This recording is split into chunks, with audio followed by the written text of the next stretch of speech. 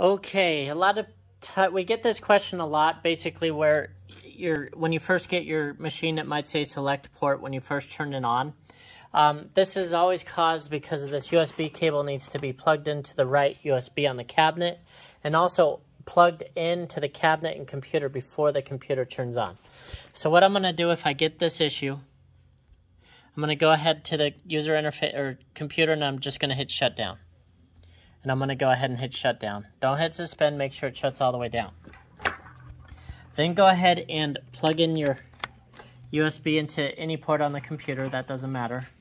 And then on the cabinet, make sure you use the top port. And the top port's going to be this guy, which is closest to the top, which we call the top with all the buttons. Or the USB port that's furthest away from the power cord. So just make sure it's going to be into the top one. So it's in the top one.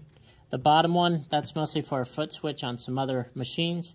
We also now are going to start shipping these out with just one USB in there. So if you have one USB, just use the one. If you do have a dual, go ahead and use the top.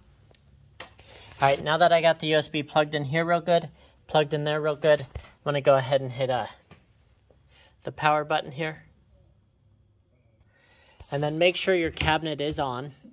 And you do have a green light. If you don't have a green light, it could be that the E-stop up here is pushed down. Go ahead and twist that up.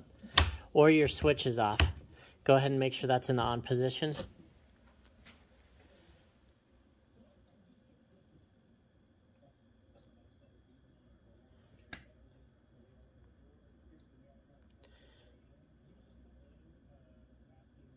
Okay, now that everything's booted up, you'll see now I got an alarm instead of a select port, so I could go ahead and home this, and I'm good to go.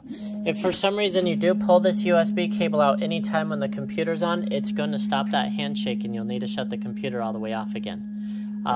It just needs to be on while the computer's booting, that way it stays connected always while the computer's on to run its commands. If you got any questions on this, go to www.rockymountainplc.com. Thank you.